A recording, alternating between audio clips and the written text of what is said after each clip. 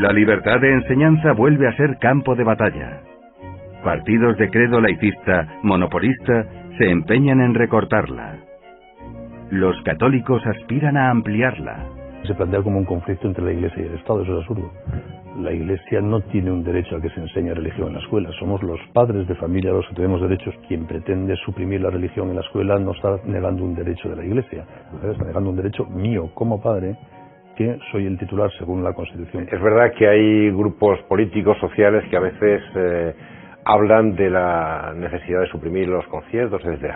Para nosotros es importante el principio de libertad de enseñanza.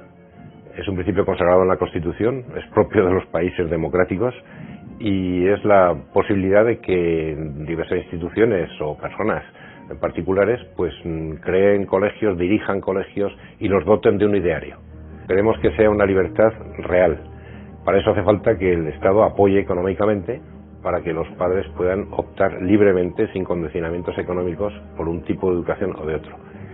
Y ahora pues algunos grupos lo ponen en tela de juicio, en cuestión, y bueno, eso en el fondo es tender a la escuela única, y nos parece que esto no es propio de un país democrático. Y una de las cuestiones capitales para estas elecciones es el precepto constitucional de la libertad de educación, que está fenomenalmente consagrado por nuestro texto, por nuestra Carta Magna, pero que luego necesita patas. En España esas patas, para mí, es el sistema de conciertos.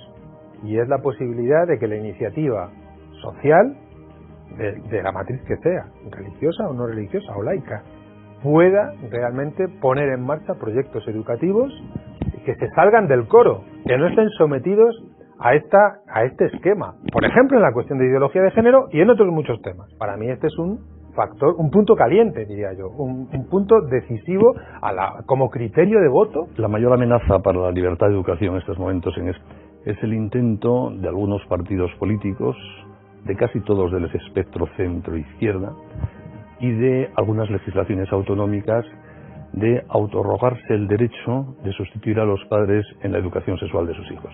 El Estado está entrometiéndose en la formación de la conciencia moral. Y eso puede llamarse educación para la ciudadanía, educación sexual, perspectiva de género en distintas asignaturas, talleres de formación afectivo-sexual, y que por lo tanto en materia de sexualidad todo es bueno si te apetece. Así el Estado, que se suponía desde el siglo XVIII había salido de la cama de los ciudadanos, vuelve a meterse en la misma. Desde el relativismo moral es imposible educar, porque solo quien sabe en qué consiste ser una buena persona puede ayudar a un niño a intentar ser buena persona, que en eso consiste educar. A veces se contrapone en la enseñanza de la religión a la enseñanza de la ética o de la ciudadanía, como si fueran dos formaciones que no tienen nada que ver. Yo creo que una persona que se forma en la religión católica, porque opta por esa formación, evidentemente que está recibiendo una formación también de actitudes sociales, de valores sociales, como la solidaridad, la paz, la justicia, que están integrados, forman parte del mensaje cristiano y que evidentemente son valores válidos para la sociedad civil. La educación y la escuela no es neutra, nunca es neutra, porque va cargada de valores y sobre todo va cargada de una visión de la vida, de la persona, del mundo, de la realidad. Yo creo que es bueno que haya una coherencia entre la educación que se da en casa y la educación que se recibe en el centro. Es un tema especialmente grave porque el niño pues se va formando además en una sociedad donde los padres cada vez tienen menor presencia, porque los padres tienen mucho trabajo, tienen mucha oferta de ocio, tienen cenas, tienen cine, tienen televisión, tienen viajes, etcétera, ¿no? Entonces depositamos en la escuela y en las autoridades públicas la responsabilidad de educar a nuestros hijos, ¿no? Entonces, claro, eso es un escenario realmente espeluznante, porque al final acaban educando a nuestros hijos personas que tienen valores que realmente preocupantes, ¿no? Pero preocupantes desde un concepto de derecho natural. Estamos en una sociedad de la inmediatez, y muy hedonista, lo quiero todo y lo quiero ya, y no estamos en una sociedad de largo plazo, y curiosamente gran parte de la culpa de esto no es de antes de ayer. Los católicos tenemos una cuota de responsabilidad. También nosotros nos hemos retraído, hemos dejado la enseñanza pública en manos de una izquierda y en ocasiones de una izquierda radical. Hemos dado bastantes pasos atrás los propios católicos. ¿Cuál sería el sistema más razonable? Un sistema de escuela libre, como existe en varios países europeos, en los cuales los padres eligen el colegio y el Estado paga. Eso sí que es libertad. La formación religiosa, la formación teológica, el conocimiento riguroso de lo que significa la moral cristiana. Bueno, eso es absolutamente determinante para después poder defendernos y poder defender no solo nuestra fe, que es lo primero, eso al final es un don de Dios y lo tenemos porque Dios nos lo ha dado. No solo nuestra fe, sino la riquísima tradición histórica de lo que significa la evolución de la Iglesia desde los primeros tiempos, desde los primeros padres de la Iglesia hasta hoy. Controlar el sistema educativo para adoctrinar a la juventud ha sido una de las ambiciones de los regímenes con tendencia totalitaria. Ejemplos paradigmáticos son los de la Alemania nazi y la Rusia comunista. Tratan de cerrar el horizonte espiritual de los niños y los programan según ideologías de corto recorrido puramente terreno. El Estado no puede usurpar el papel de los padres. Son los padres los que tienen derecho a determinar libremente qué formación quieren para sus hijos, en qué valores quieren educarles, qué principios y convicciones fundamentales deben orientar su existencia. En este sentido, nuestras democracias se corrompen cuando se extralimitan en sus funciones, cuando usurpan derechos, pero también cuando usurpan deberes. Y la estatalización de la educación entendida como fruto de una determinada concepción del hombre impuesta por el Estado, es una aberración, es una perversión de la política y una perversión de la democracia. Los padres tienen derecho a que sus hijos no sean víctimas de enseñanzas amorales en contradicción con su fe. La Declaración de Derechos Humanos de las Naciones Unidas, entre otras, reconoce su derecho a educar a sus hijos según sus principios filosóficos o religiosos. En países de tradición cristiana, ese derecho incluye el de la enseñanza de la religión en la escuela pública. Hacerlo respetar requiere esfuerzo, sobre todo cuando la ideología en el poder pretende controlar la formación de las conciencias. Individualmente o asociados, los ciudadanos han de contribuir a la vida cultural, económica, política y social. La participación es un deber de todos. Los cauces más clásicos, más formales de participación en la vida pública han sido históricamente los cauces asociativos en el terreno en el ámbito de los partidos políticos, ¿no? La militancia en partidos, el ejercicio de la función de representación política, y cuando a uno se le confía esa representación, pues la función también puede llegar de gobierno, ¿no?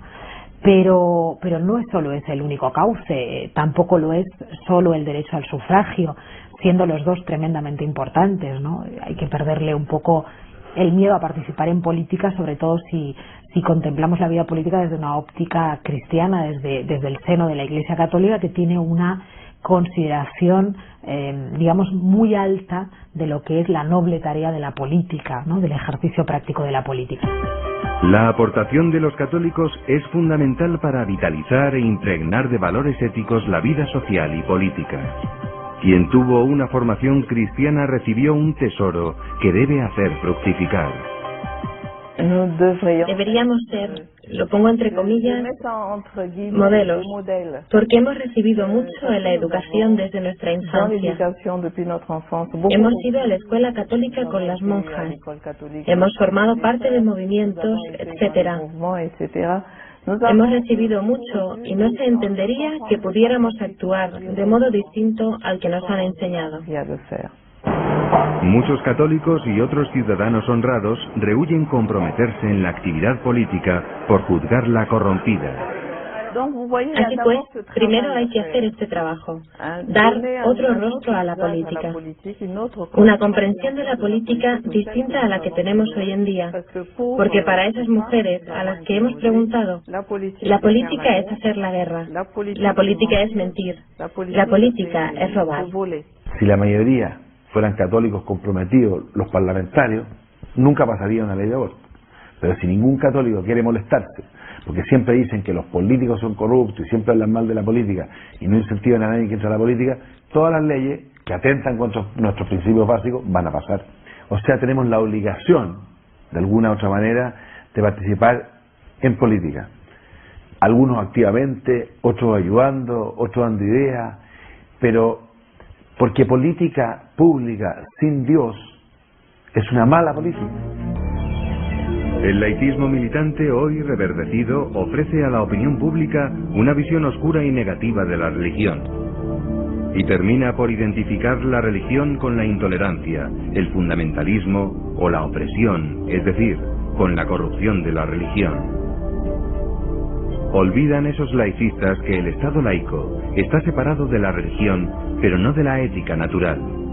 En ese sentido, la Constitución no consagra, como algunos pretenden, el laicismo, sino que sienta el principio de la confesionalidad del Estado, que significa sencillamente que el Estado carece de confesión religiosa propia, que no profesa ninguna. Pretender que eso signifique el laicismo es un error. El laicismo es una cosa y la confesionalidad del Estado es otra. Muchas decisiones políticas comportan una concepción determinada de la persona, de la sociedad y de lo justo. Tienen una dimensión ética. Conforman un nuevo decálogo, que ya no es el decálogo que Dios entregó en el Antiguo Testamento, sino que es una nueva ética universal, que es una ética universal basada en el consenso, en los pactos, una nueva reingeniería, un nuevo orden, una nueva New Age o religión panteísta de fondo, y esto va conformando un orden anticristiano, y quien dice anticristiano dice antinatural, porque el cristianismo ha venido a elevar el orden natural, no a pulverizarlo, como sí que lo harían estas ideologías. La respuesta al laicismo militante no puede venir de los excesos opuestos como la teocracia, el fundamentalismo, el integrismo o el clericalismo. El clericalismo, en gran parte ya superado, pretendía para la Iglesia una situación de privilegio en la sociedad civil. Una manifestación de clericalismo sería servirse de la Iglesia con fines partidistas, políticos o de promoción personal. Lo sería también el pretender que la jerarquía invada el terreno de los fieles laicos y les sustituya en el ejercicio de sus derechos ciudadanos. La respuesta correcta es la actuación cívica, responsable y libre de los creyentes. El triunfo de las políticas laicistas en muchos países se debe en gran parte a la deserción de los católicos que han hecho dejación de sus derechos. ¿Recuerdan la parábola de los siervos que dormían mientras el enemigo sembraba cizaña en su campo? El laicismo, en mi opinión, es una consecuencia de la ausencia de laicos, o de la insuficiente presencia de laicos, pero de la ausencia de laicos. Cuando los laicos están con toda naturalidad en la calle, en su profesión, realmente el laicismo es algo marginal, es algo que no tiene espacio o que ocupa menor espacio del que ocupa en este momento. Al participar en el debate público, los cristianos deben defender sin acritud las verdades naturales. Lo verdadero lo es no solo porque Dios lo haya revelado, sino que Dios lo revela por ser verdadero. No basta invocar el argumento de autoridad cerrando así el diálogo. Es mejor buscar el acuerdo en torno a la verdad de la ley natural común a todos. La participación de los cristianos en la vida pública y en los debates morales y jurídicos actuales requiere, a mi juicio, el ejercicio de la pura argumentación y de la apelación a principios naturales y racionales que cualquier interlocutor, sea creyente o no, pueda admitir. Y no es simplemente la responsabilidad del Papa hacer eso. Es, de un modo muy directo, responsabilidad de los católicos laicos, educadores, hombres de negocio, abogados, políticos y demás, particularizar ese mensaje y transmitirlo de un modo consistente. El católico nunca impone sus criterios con violencia. Es sembrador de paz y de alegría. La religión de Cristo es de amor, misericordia y perdón. No es cristiano fomentar la lucha, la división o el odio entre personas, grupos, razas o naciones. La concordia se logrará si los que rigen las naciones buscan honradamente el bien efectivo de todos los miembros de la comunidad civil, incluidas las minorías. Nadie puede desentenderse de esa tarea. Pero, ¿existe el Estado perfecto? No ha existido nunca un régimen político que encarne plenamente el ideal cristiano. Históricamente ha habido esfuerzos y aproximaciones. Y también retrocesos, pues la herida del pecado original incita al abuso de la libertad. Pero no cabe la desesperanza. La salvación del mundo es voluntad de Dios y se está haciendo. Como decía Benedicto XVI, en este tiempo en que algunos intentan excluir a Dios, los cristianos hemos de mostrar, en cambio, que Dios es amor y quiere la felicidad de todos los hombres.